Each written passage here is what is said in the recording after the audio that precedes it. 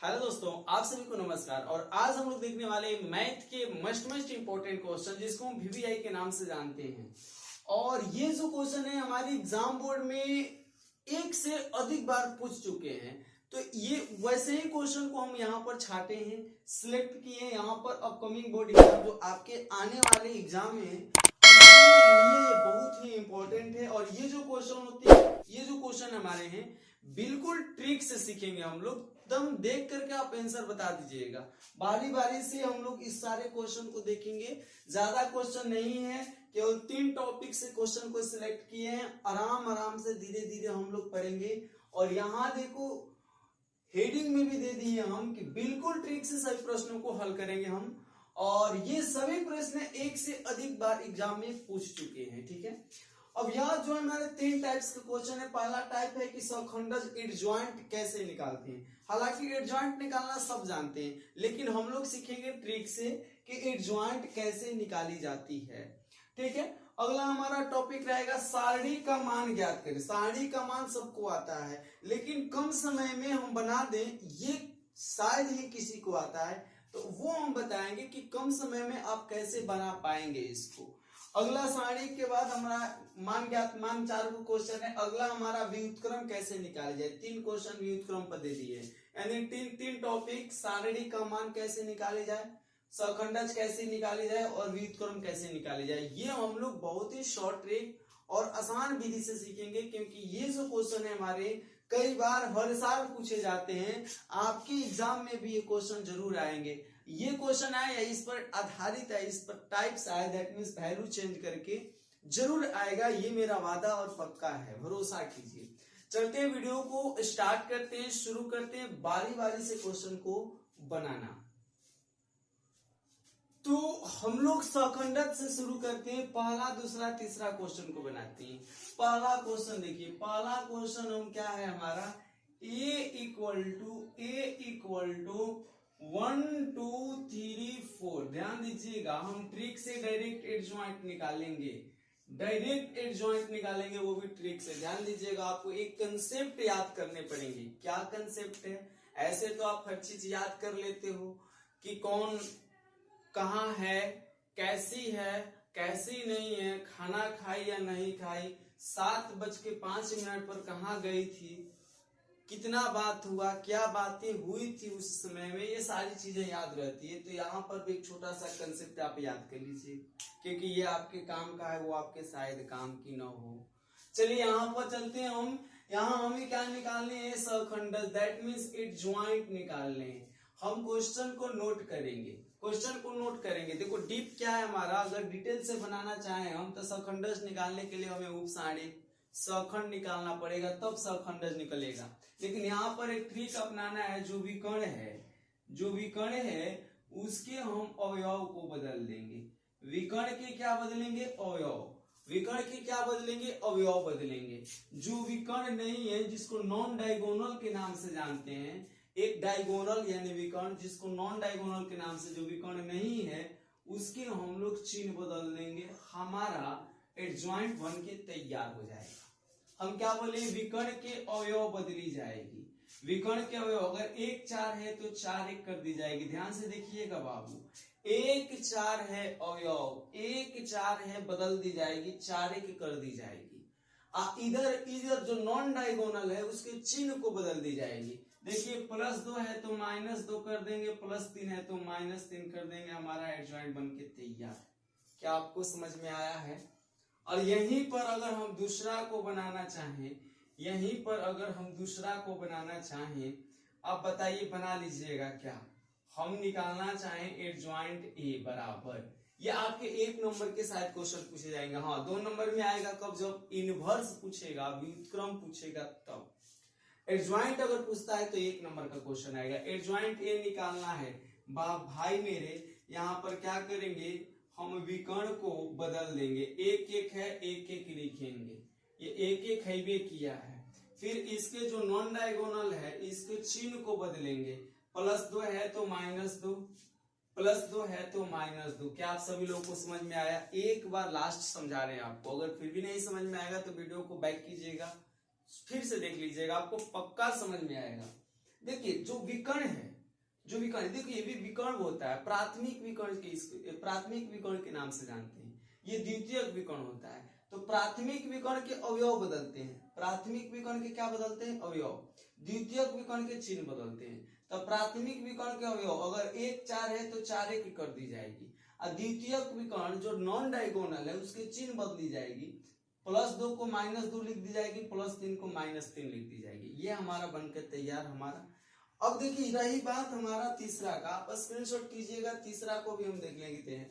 अगर आपको वीडियो अच्छा लगता है तो प्लीज इस सेशन को आप ज्यादा से ज्यादा शेयर कीजिए, क्योंकि यह जो हमारा सेशन है ये बहुत ही महत्वपूर्ण है और हमें जो एग्जाम आने वाले हैं उस पर फोकस करना है ज्यादा से ज्यादा। आपको ज्यादा से ज्यादा क्वेश्चन करा देंगे। अगर एक कॉपी बनाकर बारीकी से इसको रिवीजन करते हैं आप तो 100 में 100 मार्क्स दीजिएगा, ये मेरा भरोसा है। लाइव आकर बोलिए कि सर आपका पढ़ाया हुआ एकदम से टच किया, मैच किया, हम लोग बहुत ज्यादा सीख पाए। देखिए तीसरा हमारा है एड ज्वाइंट निकालना है। क्या निकालना है, एड ज्वाइंट ए निकालना है। ध्यान से देखिए, हमको लग रहा है कि आप बना लिए होंगे। इसके विकर्ण को बदली जाएगी, इसके विकर्ण को बदली जाएगी, इसके विकर्ण को बदली जाएगी। विकर्ण में दोनों cos थीटा है, cos थीटा बदलने से कोई प्रभाव पड़ने वाला है नहीं, दोनों cos थीटा एक ही है। तो अब फिर जो ई कोना है इसको चिन्ह को बदली जाएगी। ई कोना को क्या बदलेंगे, चिन्ह, माइनस साइन थीटा है तो प्लस साइन थीटा कर देंगे, प्लस साइन थीटा कर देंगे। अब प्लस साइन थीटा है तो माइनस साइन थीटा कर देंगे।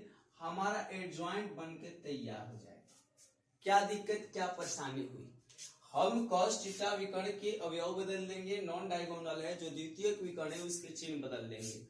ध्यान दीजिएगा, अभी भी व्युत्क्रम हमें सीखना है। अभी व्युत्क्रम में कम से कम 5 मिनट का समय लगता है, लेकिन हम आपको 1 से 1.5 मिनट में बताना सिखाएंगे। हम समझाकर आप 30 सेकंड में बना लीजिएगा। ये हम पर भरोसा कीजिए, ट्रस्ट कीजिए, विश्वास कीजिए। इसके बाद 3 के बाद बारी आती है क्वेश्चन नंबर 4 की ओर चलते हैं। 4 में 4 क्वेश्चन हैं जो सारणी के मान निकालने, इस कंसेप्ट वाला है, आपको ध्यान से समझने, आप ऐसे निकाल लीजिएगा। चलते हैं क्वेश्चन नंबर 4 की ओर। अब बारी आती है इन सारणिकों को हल करना। देखो 2x2 कोटि का अगर है, 2x2 कोटि का है, दैट मीन्स 4 अवयव हैं, 1 2 3 4। अगर 4 अवयव हैं, 2x2 कोटि का अगर हमारा वर्ग अवयव है, उसका सारणिक निकालना है तो आसान से निकाल लीजिएगा। तिरछा तिरछी गुणा करके घटा देने होते हैं, तिरछा तिरछी गुणा करके, कोना कोनी गुणा करके घटा देने होते हैं, कोना कोनी गुणा करके घटा देने होते हैं। तो 10 7 70 माइनस, नोट कर लो एक बार, नोट करने में क्या जाता है, नोट करने में क्या जाता है, 10 7 70 माइनस 6 35 है। हो यहाँ 35 है, नोट कर लीजिएगा, 35 दूना 70, 70 माइनस 70 बराबर 0। This is answer. बस हो गया हमारा काम। दूसरा तिरछा तिरछी गुणा, बताइए तो जल्दी इसका आंसर क्या होगा, जल्दी से कमेंट सेक्शन में बताइए इसका आंसर क्या होगा, जितना जल्दी हो सके फास्ट। हम देखते हैं कौन ऐसे बच्चे हैं जो इसका आंसर दे पाते हैं। हम आपके ऑप्शन, आपके कमेंट का रिप्लाई जरूर देंगे, जल्दी से बता दीजिए। देखिए 7 दूना का 14 होता है, ई कोना जब गुणा कीजिएगा, ई कोना जब गुणा कीजिए तो 8 एकम 8 होता है, तो 8 8 16, 8 6 14, हमारा 6 आंसर। चलते हैं क्वेश्चन नंबर 3 पर। 3 को ज्यादा समझेंगे। ये 3x3 कोटि का जो हमारा सारणिक होता है, इसका मान निकालने के लिए थोड़ा सा कठिनाइयों का सामना करना पड़ता है, थोड़ा सा लंबा प्रोसेस आता है, लेकिन हम आपको आसान प्रोसेस बताएंगे, आप तुरंत इसको भी कर लीजिएगा। तो चलते हैं हम तीसरा की ओर। तीसरा क्या है, हम लोग तीसरा को देखते हैं।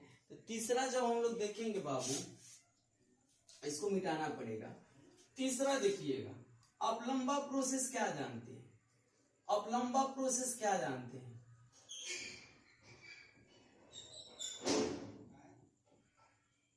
आप लंबा प्रोसेस क्या जानते हैं, आप लंबा प्रोसेस यही जानते हैं कि किसी एक पंक्ति या स्तंभ को किसी एक पंक्ति या स्तंभ के सापेक्ष प्रसारित करना। जैसे मान लो R1 के सापेक्ष, R1 के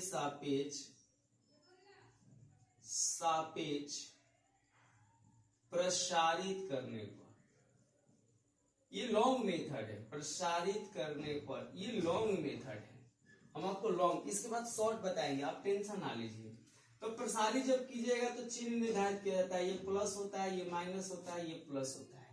ये जो हमारा चिन्ह है वो फिक्स है। इस चिन्ह को सहखंड के नाम से जानते हैं हम लोग, लेकिन फिलहाल हम डीप नहीं जाएंगे। आप याद कर लीजिए, प्लस होता है, माइनस होता है, क्या होता है प्लस। यहाँ +3 को लिखते हैं, +3 के स्तंभ, +3 के पंक्ति को ढका जाएगा, +3 के स्तंभ, +3 की पंक्ति को ढका जाएगा। तो बचेगा 0 2 5 3। देखिए 0 2 5 3 लिख दिया जाएगा। उसके बाद -1, तो -1 की पंक्ति यानी पहला पंक्ति, -1 के स्तंभ यानी दूसरा स्तंभ, तो -1 की पंक्ति, -1 के स्तंभ को ढका जाएगा। देखिए 5 2 2 3 बच रहा है, 5 2 2 3 बच रहा है, यानी 5 2 2 3। ये लंबा प्रोसेस है बाबू। फिर +7, इसके स्तंभ पंक्ति को ढकिएगा, 5 0 2 5 हो रहा है। इसके बाद आप क्या करते हैं, इसके बाद आप तिरछा तिरछी गुणा करके आंसर ला देते हैं। तिरछा तिरछी गुणा करके क्या ला देते हैं, आंसर। +3, देखो 3 में 0 से, 0 में 3 से गुणा होगा तो 0 घटा 2 में 5 से होगा तो 10 हो जाएगा। यहाँ देखिए -1, 5 में 3 से 15, -2 में 2 से होगा तो 4, +7, 5 में 5 से 55 25, -0 में 2 से तो 0। इसके आगे के कैलकुलेशन, 0 में से 10 घटेगा -10, -10 में 3 से गुणा होगा -3, 15 में 4 से तो हो जाएगा 11, 11 में 1 से तो -11, प्लस 25 साथ कितना होता है तो 75 से, यानी कि 25 7 5 35 और 7 दूना 14 और 14 3 होता है 17 शायद। देखिए एक बार फिर से, 25 चौका 100, 25 चौका 100, 7 5 35 के 5 हासिल 3, 7 दूना 14 3 17, 175 आएगा। और यहाँ देखिए, यहाँ 30 और 11 घटाइएगा तो ये हो जाएगा -41 और +175, और 5 में से 1 घटाएगा 4, 7 में से 4 घटेगा 3, यानी 134 हमारा आंसर है। ये हमारा लॉन्ग प्रोसेस है। एक ऐसा प्रोसेस है तो लॉन्ग प्रोसेस है, हमें बनानी है शॉर्ट। जरा स्क्रीनशॉट कीजिएगा, उस शॉर्ट को भी देख लेते हैं। शॉर्ट में आपको कुछ न करने हैं, एक छोटा सा कैलकुलेशन मन ही मन कर लेना है। शॉर्ट में अगर हम लोग देखी जाए, शॉर्ट में अगर देखी जाए तो देखिए उस पंक्ति स्तंभ को चुनते हैं, ध्यान से समझिएगा। उस पंक्ति, नोट कर लीजिएगा, उस पंक्ति स्तंभ को चुनते हैं, मिटाते हैं हम। उस पंक्ति स्तंभ को चुनते हैं जिसमें 0 ज्यादा है, जिसमें क्या ज्यादा है, 0 ज्यादा है। उस पंक्ति स्तंभ को चुना जाएगा जिसमें 0 ज्यादा आएगा। देखिए सेकेंड स्तंभ इसी को बता रहे हैं हम, तीसरा ने चौथा को बता रहे हैं, क्या दिक्कत है। चाहे इसी को लो, आप समझ जाओगे, इसी पर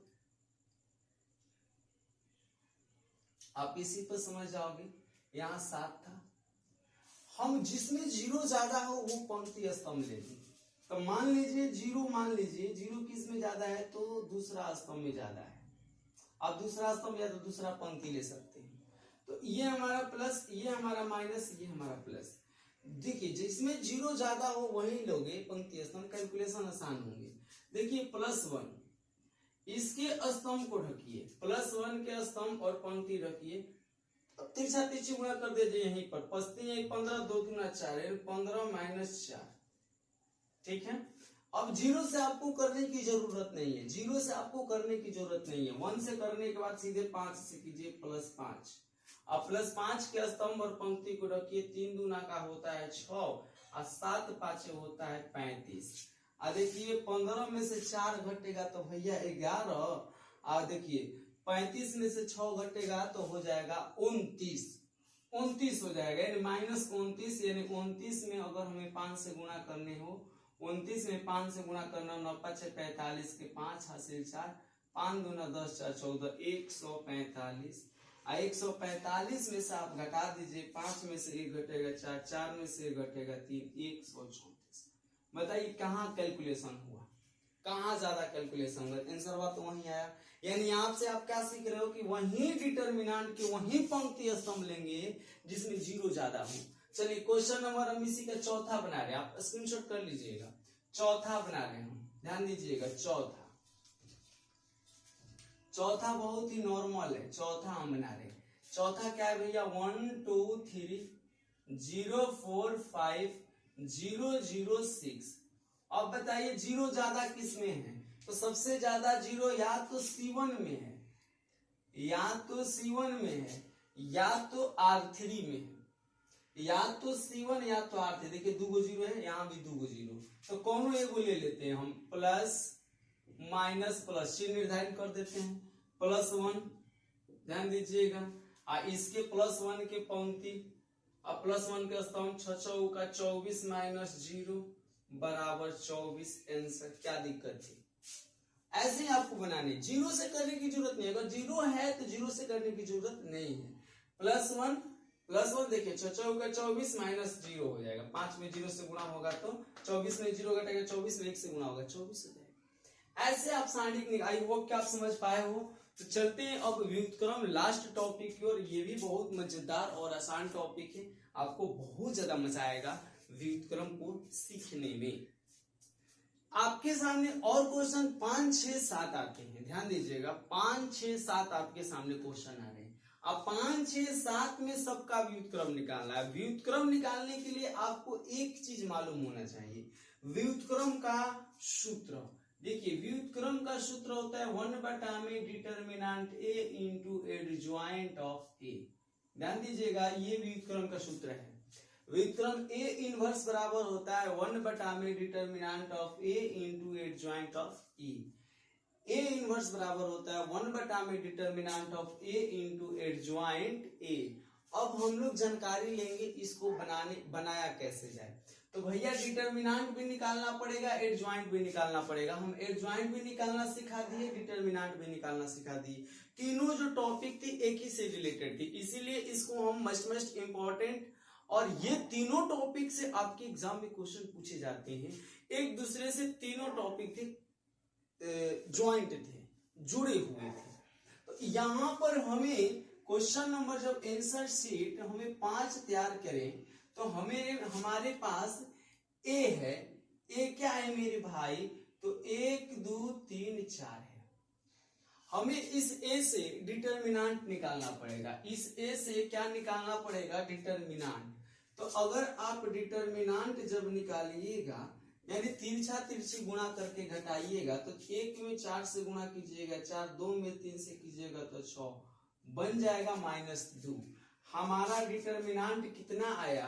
हमारा इसलिए डिटर्मिनेंट कितना आया? -2 आया।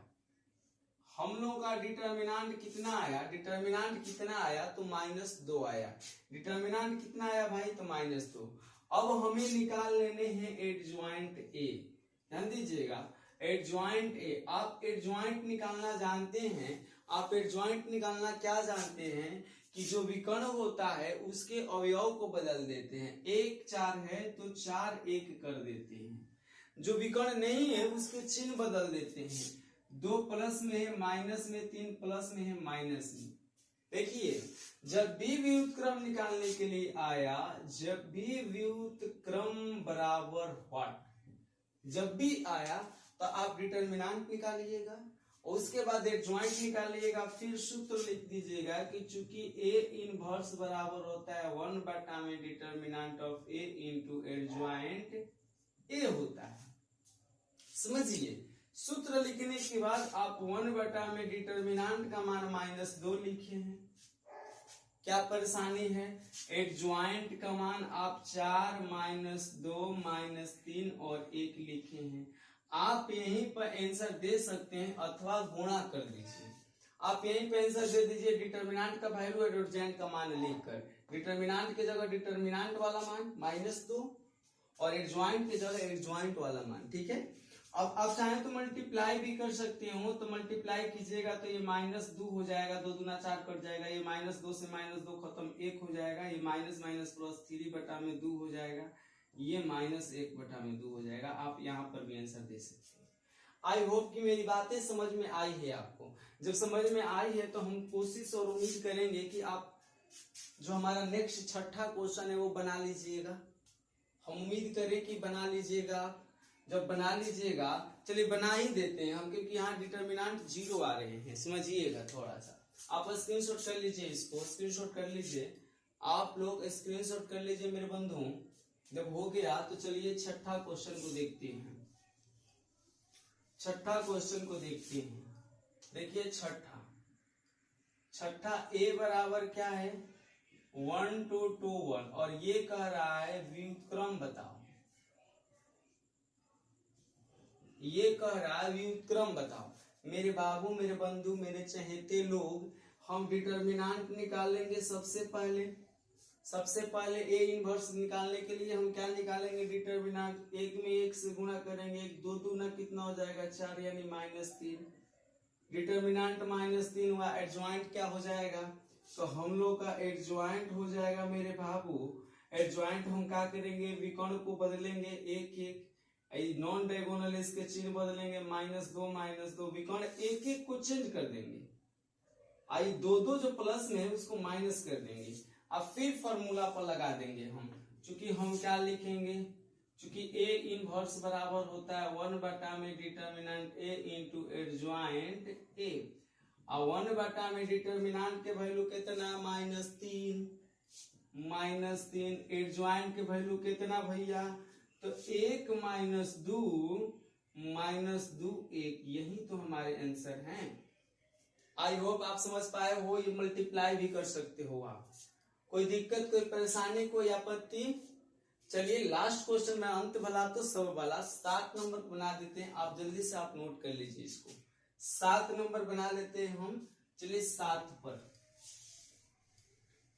7 भी बहुत आसान किस्म का सवाल है। हमें ए दिया है cos थीटा और माइनस साइन थीटा और साइन थीटा cos थीटा।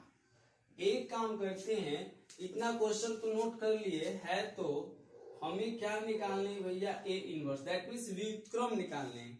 ए व्युत्क्रम को ही ए इनवर्स करते हैं। तो हम इधर साइड सबको मिटा देते हैं ताकि बोर्ड मेरा फ्रेश दिखे, अच्छा दिखे, खूबसूरत दिखे। बारी आती है आगे इसको सॉल्यूशन की। तो जब आप सॉल्यूशन कीजिएगा तो हम आपको बता रहे हैं कि डिटर्मिनेंट निकालना पड़ेगा।